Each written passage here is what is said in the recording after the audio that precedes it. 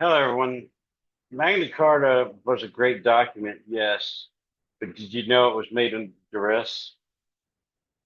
And I'm going to go through a reading of it, and it may surprise you some of the information that was that is not really reported. They talk about how it's a good document. This is Navy Vet 82, the Magna Carta or Great Charter, translation to Magna Carta, was sealed by King John of England on June 15th, 1215 at Runnymede. It's Runnymede. Under pressure from a group of rebellious barons, it was not only intended as a sweeping declaration of human rights, but rather as a practical peace, a treaty to limit the king's arbitrary power and protect feudal privileges, yet its legacy far outgrew its medieval control. The document emerged from crisis of a government's King John's heavy taxation, failed military campaigns, and disregard for customary law and often alienated the nobility. The barons demand legal protection, including safeguards against unlawful imprisonment, limits on taxation without consent, and the right to a fair trial. Though annulled shortly after its creation, the Magna Carta was reissued and reaffirmed multiple times in the 13th century, gradually embedding the principle that the monarch was not above the law. Sounds very familiar. Key figures involved in this was King John, of course, of England, whose reign provoked rebellion. Baronial leaders such as Robert Fitzwater, who led the resistance, and Archbishop Stephen Langton, a mediator and advocate for legal reform. They used, back then the church was the mediator, plus about the only people that could write, with the exception of the power. So you'll go, it'll be I'll use another source to read the Magna Carta so you can know what it says. And we'll go from there. Magna Carta. The Magna Carta is one of the earliest ancestors of the United States Constitution. This is a translation from the Latin. The 1225 Charter omitted passages marked with an asterisk. This translation conveys the sense rather than the precise wording. The original charter ran continuously. It is numbered and broken into paragraphs here for easier understanding. The term Magna Carta means Great Charter. 1215 John, by the grace of God King of England, Lord of Ireland, Duke of Normandy and Aquitaine, and Count of Anjou, to his archbishops, bishops, abbots, earls, barons, justices, foresters, sheriffs, stewards, servants, and to all his officials and loyal subjects, greeting. Know that before God, for the health of our soul and those of our ancestors and heirs, to the honor of God, the exaltation of the Holy Church, and the better ordering of our kingdom, at the advice of our Reverend Father Stephen, Archbishop of Canterbury, Primate of all England, and Cardinal of the Holy Roman Church, Henry Archbishop of Dublin, William Bishop of London, Peter Bishop of Winchester, Jocelyn Bishop of Bath and Glastonbury, Hugh Bishop of Lincoln, Walter Bishop of Worcester, William Bishop of Coventry, Benedict Bishop of Rochester, Master Pandulph Subdeacon and member of the Papal Household, Brother Imeric Master of the Knighthood of the Temple in England, William Marshall Earl of Pembroke, William Earl of Salisbury, William Earl of Warren, William Earl of Arundel, Alan de Galloway Constable of Scotland, Warren Fitzgerald, Peter Fitzherbert, Hubert de Berg-Sénéchal of Poitou, Hugh de Neville, Matthew Fitzherbert, Thomas Bassett, Alan Bassett, Philip Daubeny, Robert de Ropely, John Marshall, John Fitzhugh, and other loyal subjects. 1. First, that we have granted to God, and by this present charter have confirmed for us and our heirs in perpetuity, that the English Church shall be free, and shall have its rights undiminished, and its liberties unimpaired. That we wish this so to be observed, appears from the fact that of our own free will, before the outbreak of the present dispute between us and our barons, we granted and confirmed by charter the freedom of the Church's elections, a right reckoned to be of the greatest necessity and importance to it, and caused this to be confirmed by Pope Innocent III. This freedom we shall observe ourselves, and desire to be observed in good faith by our heirs in perpetuity. To all free men of our kingdom we have also granted, for us and our heirs forever, all the liberties written out below, to have and to keep for them and their heirs, of us and our heirs. 2. If any earl, baron, or other person that holds lands directly of the crown, for military service, shall die, and at his death his heir shall be of full age and owe a relief, the heir shall have his inheritance on payment of the ancient scale of relief. That is to say, the heir or heirs of an earl shall pay £100 for a whole county, the heir or heirs of a baron for a whole barony 100 marks, the heir or heirs of a knight 100 shillings at most for the entire knight's fee, and any man that owes less shall pay less, in accordance with the ancient usage of fees. 3. But if the heir of such a person is under age and a ward, when he comes of age he shall have his inheritance without relief or fine. 4. The guardian of the land of an heir who is under age shall take from it only reasonable revenues, customary dues, and feudal services. He shall do this without destruction or damage to men or property. If we have given the guardianship of the land to a sheriff, or to any person answerable to us for the revenues, and he commits destruction or damage, we will exact compensation from him, and the land shall be entrusted to 2 worthy and prudent men of the same fee, who shall be answerable to us for the revenues, or to the person to whom we have assigned them. If we have given or sold to anyone the guardianship of such land, and he causes destruction or damage, he shall lose the guardianship of it, and it shall be handed over to 2 worthy and prudent men of the same fee, who shall be similarly answerable to us. 5. For so long as a guardian has guardianship of such land, he shall maintain the houses, parks, fish preserves, ponds, mills, and everything else pertaining to it, from the revenues of the land itself. When the heir comes of age, he shall restore the whole land to him, stocked with plough teams and such implements of husbandry as the season demands and the revenues from the land can reasonably bear. 6. Heirs may be given in marriage, but not to someone of lower social standing. Before a marriage takes place, it shall be made known to the heirs next of kin. 7. At her husband's death, a widow may have her marriage portion and inheritance at once and without trouble. She shall pay nothing for her dower, marriage portion, or any inheritance that she and her husband held jointly on the day of his death. She may remain in her husband's house for 40 days after his death, and within this period her dower shall be assigned to her. 8.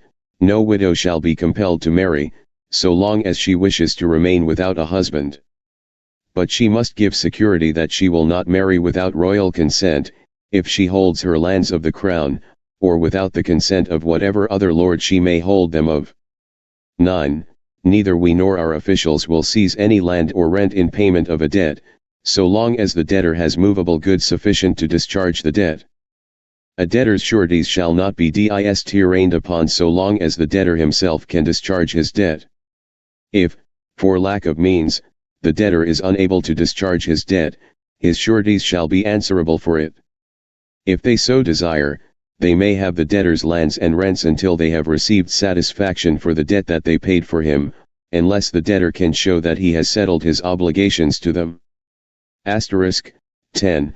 If anyone who has borrowed a sum of money from Jews dies before the debt has been repaid, his heir shall pay no interest on the debt for so long as he remains under age, irrespective of whom he holds his lands.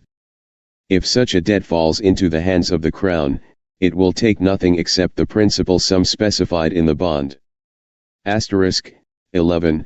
If a man dies owing money to Jews, his wife may have her dower and pay nothing towards the debt from it. If he leaves children that are under age, their needs may also be provided for on a scale appropriate to the size of his holding of lands. The debt is to be paid out of the residue, reserving the service due to his feudal lords. Debts owed to persons other than Jews are to be dealt with similarly. Asterisk 12. No scutage or aid may be levied in our kingdom without its general consent, unless it is for the ransom of our person, to make our eldest son a knight, and, once, to marry our eldest daughter. For these purposes only a reasonable aid may be levied. Aids from the City of London are to be treated similarly. 13. The City of London shall enjoy all its ancient liberties and free customs, both by land and by water. We also will and grant that all other cities, boroughs, towns, and ports shall enjoy all their liberties and free customs. Asterisk 14.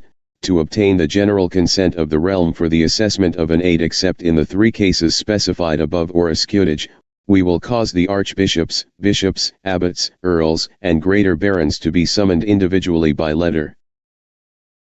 To those who hold lands directly of us we will cause a general summons to be issued, through the sheriffs and other officials, to come together on a fixed day, of which at least 40 days' notice shall be given, and at a fixed place. In all letters of summons, the cause of the summons will be stated. When a summons has been issued, the business appointed for the day shall go forward in accordance with the resolution of those present, even if not all those who were summoned have appeared. Asterisk 15. In future we will allow no one to levy an aid from his free man, except to ransom his person, to make his eldest son a knight, and, once, to marry his eldest daughter. For these purposes only a reasonable aid may be levied. 16.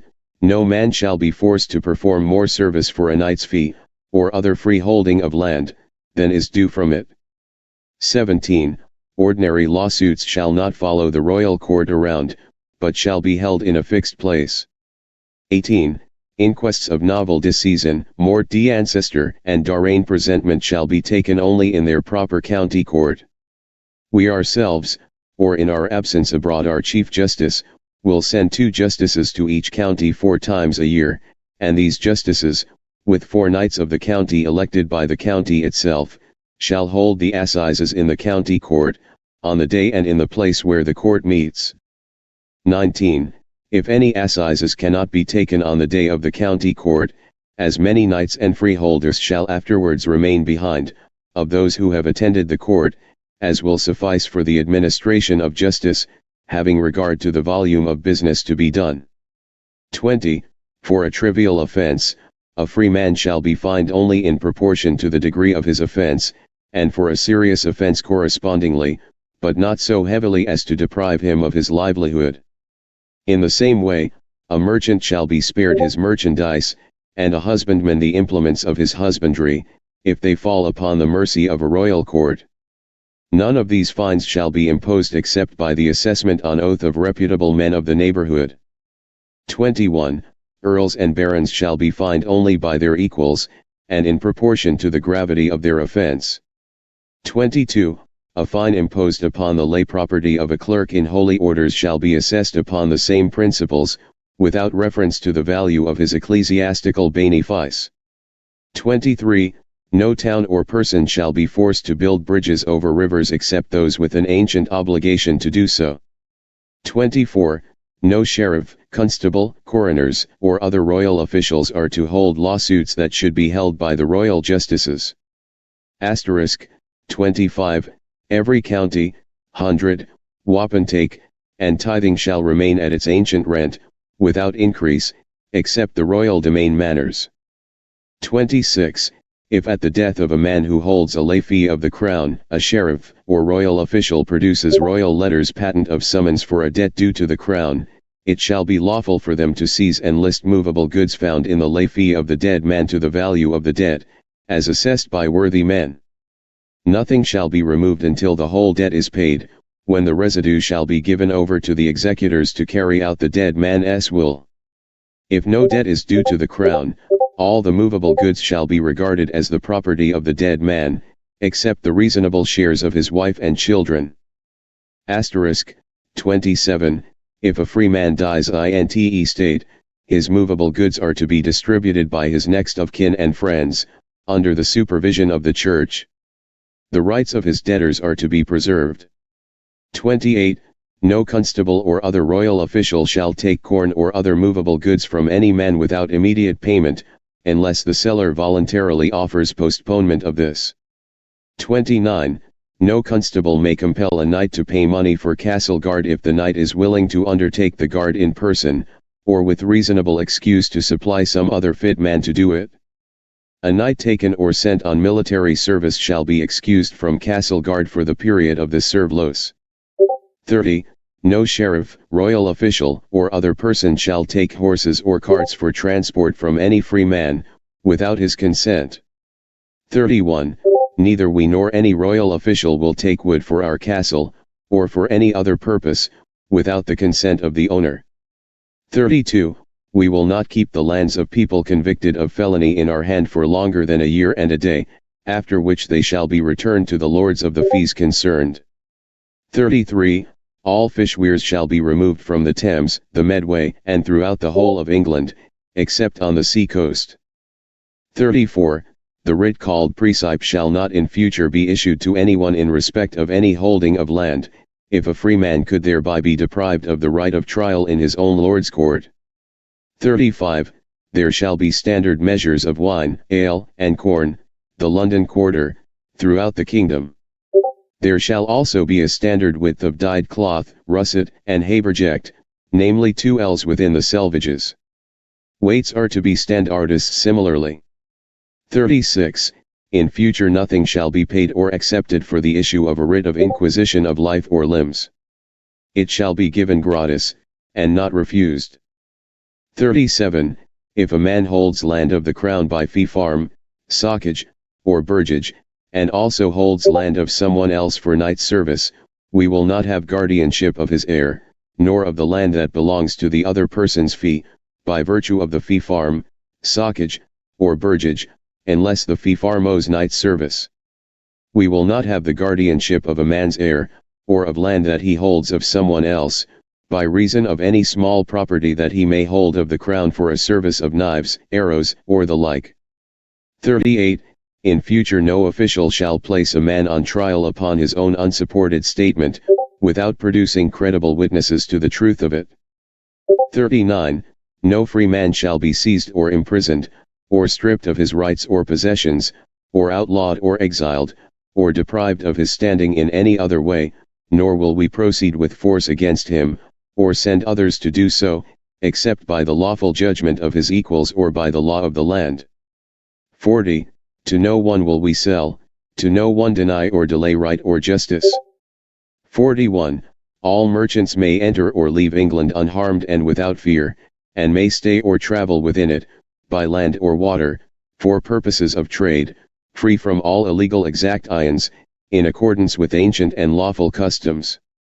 This, however, does not apply in time of war to merchants from a country that is at war with us.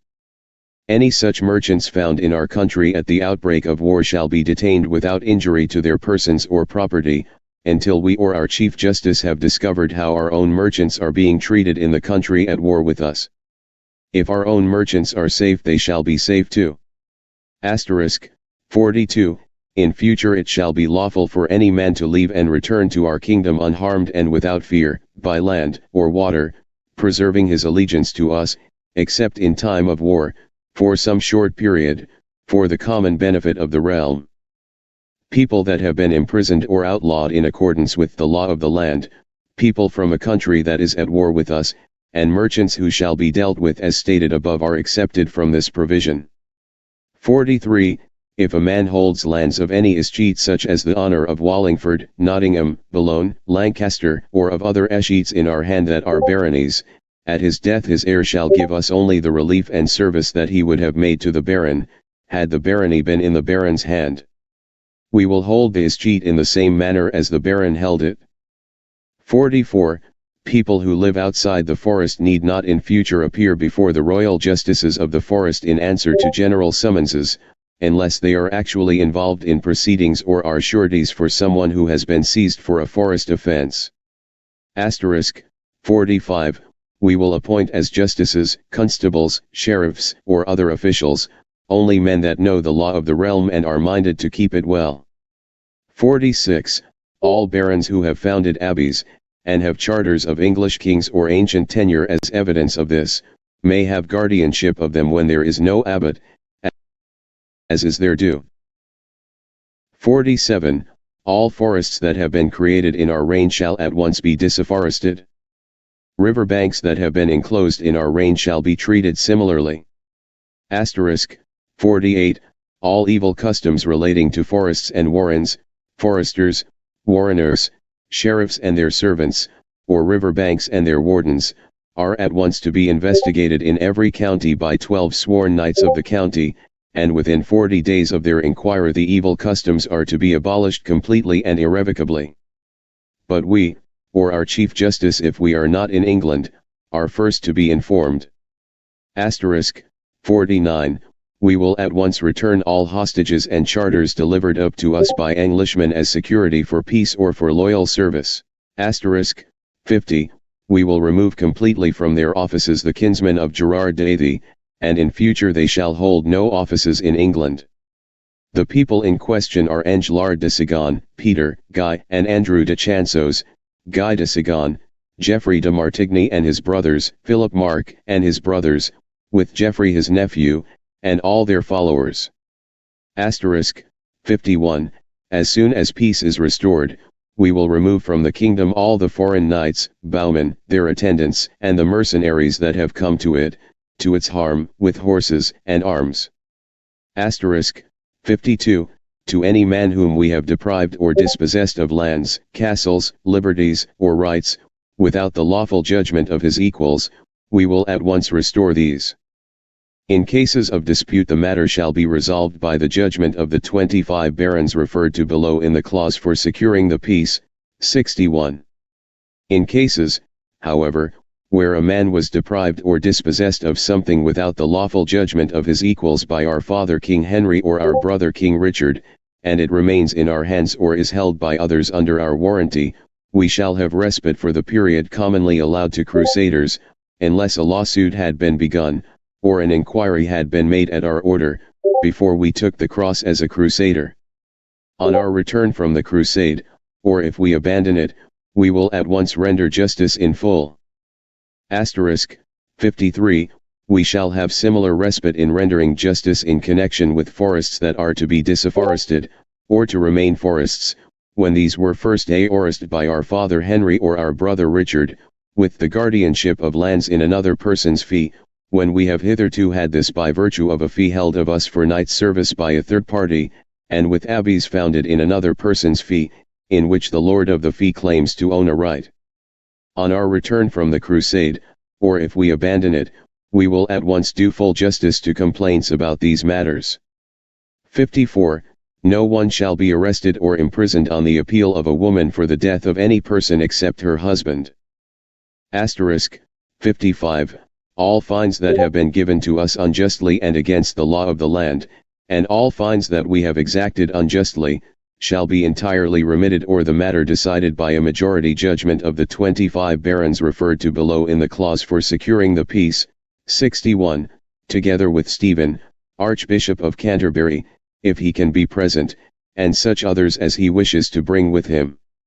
If the Archbishop cannot be present, proceedings shall continue without him, provided that if any of the 25 barons has been involved in a similar suit himself, his judgment shall be set aside, and someone else chosen and sworn in his place, as a substitute for the single occasion, by the rest of the 25.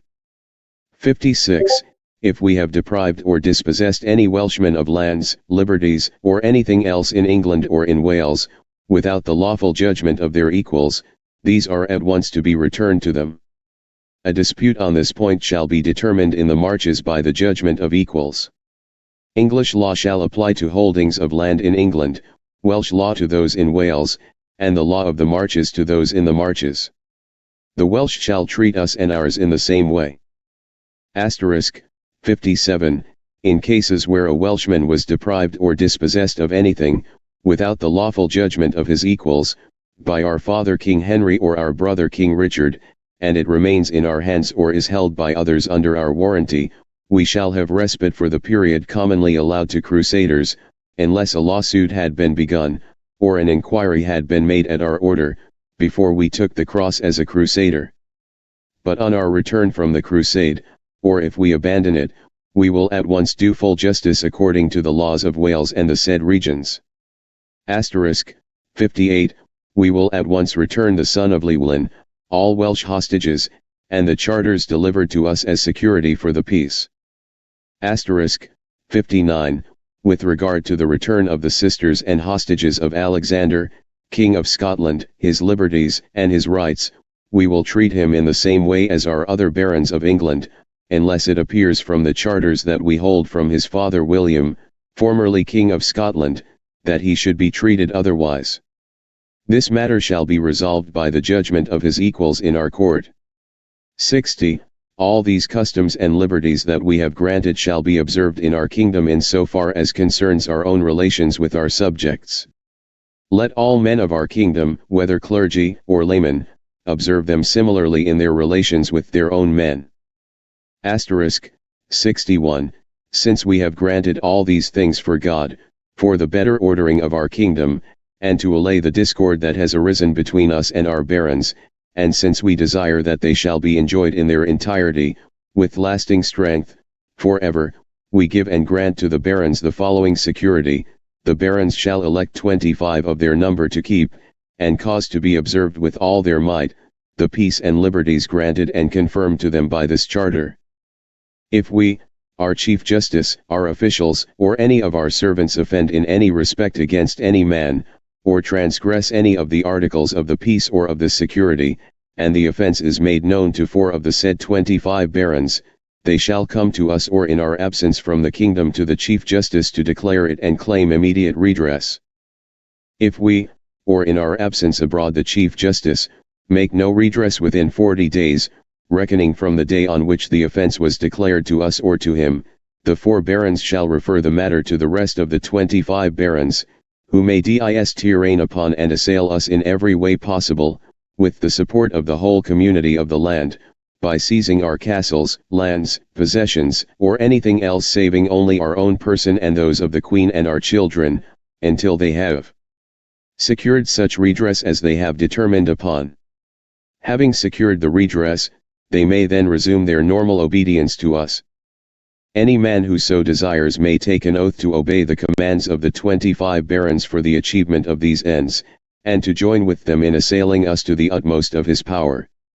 We give public and free permission to take this oath to any man who so desires, and at no time will we prohibit any man from taking it. Indeed, we will compel any of our subjects who are unwilling to take it to swear it at our command. If one of the 25 barons dies or leaves the country, or is prevented in any other way from discharging his duties, the rest of them shall choose another baron in his place, at their discretion, who shall be duly sworn in as they were. In the event of disagreement among the 25 barons on any matter referred to them for decision, the verdict of the majority present shall have the same validity as a unanimous verdict of the whole 25, whether these were all present or some of those summoned were unwilling or unable to appear. The 25 barons shall swear to obey all the above articles faithfully, and shall cause them to be obeyed by others to the best of their power.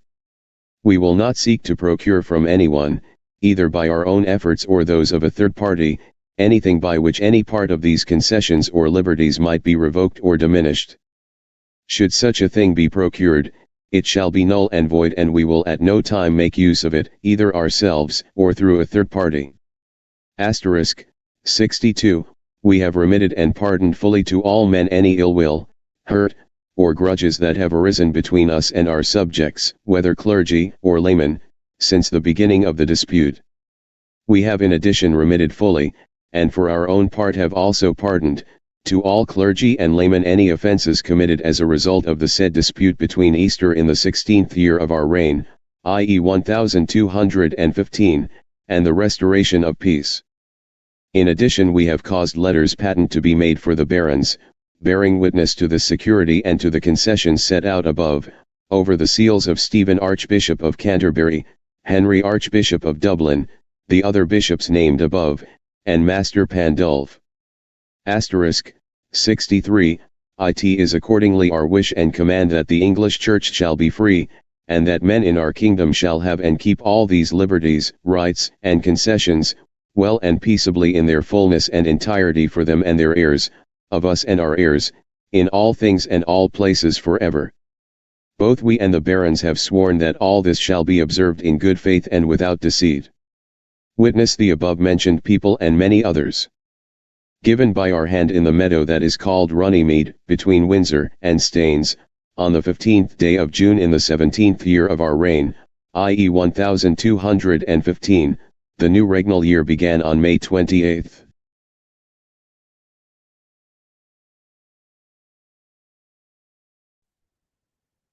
As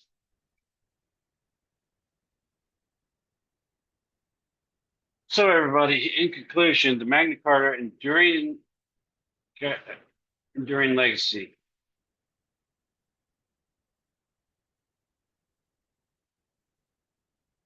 So, in conclusion, the Magna Carta's enduring legacy. While many of the clauses address feudal concerns, the Magna Carta laid the groundwork for constitutional governance. Its most enduring principle, due process, trial by jury, and limits on executive power echo through centuries of legal evolution. In England, it inspired the Petition of Rights in 1628 and the English Bill of Rights in 1689.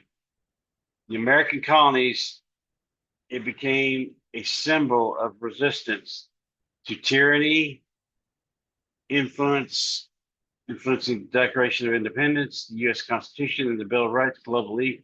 Its ideal helped shape democratic charter and human rights framework, including the Universal Declaration of Human Rights in 1948. The Magna Carta remains powerful. The Magna Carta remains a powerful emblem of liberty and the rule of law, a reminder that governments must be accountable and the rights must be protected against arbitrary authority. You can get a copy of you can see a copy of the Magna Carta on the Library of Congress. You can also see the Constitution on the Library of Congress website. You can also get an annotated version if you go through government congress.gov. I think, yeah, congress.gov gives you an annotated version of the Constitution. The Britannica, how did Magna Carta influence the American Constitution? And history, Magna Carta in the history.com. Magna Carta's influence on U.S. Foundation documents. And also you'll find that ushistory.org does have a lot of the sites, does have a lot of the documents, such as the Magna Carta, the Declaration of Independence, the Constitution, the Articles of Confederation, blah, blah, blah. It's got most of them. So you can go there and research, but as you can see, the issue of supreme power is not a new thing. It's been going on forever. Back to it's saying power corrupts.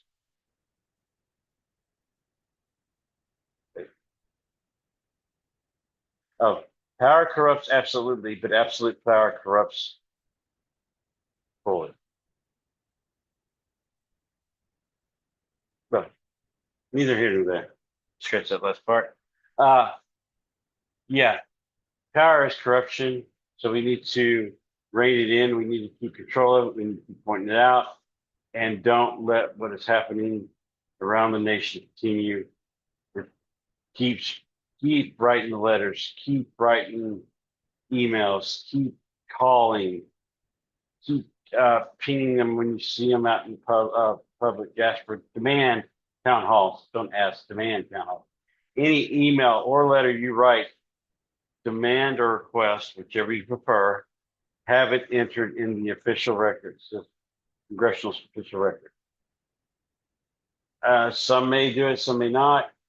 The other thing is I came across something that brought up last night in one of my mini meetings. Uh, if you call a non-representative, you're not their direct constituent. Don't say that you're not the constituent. And best thing to do is call them and leave a message. Tell them what you want to say, but don't draw attention that you're not the constituent, and don't be pig-headed and don't be that. Also, do not threaten. A threat is punishable, especially to a political figure. Do not threaten them in public. Do not threaten them on the video. Just keep in mind, you can say things, but don't threaten them, especially with unalive or death. Thank you very much. Like, share, follow, and please remember, you are loved no matter what you do. And let's keep this in check. Thank you. Goodbye.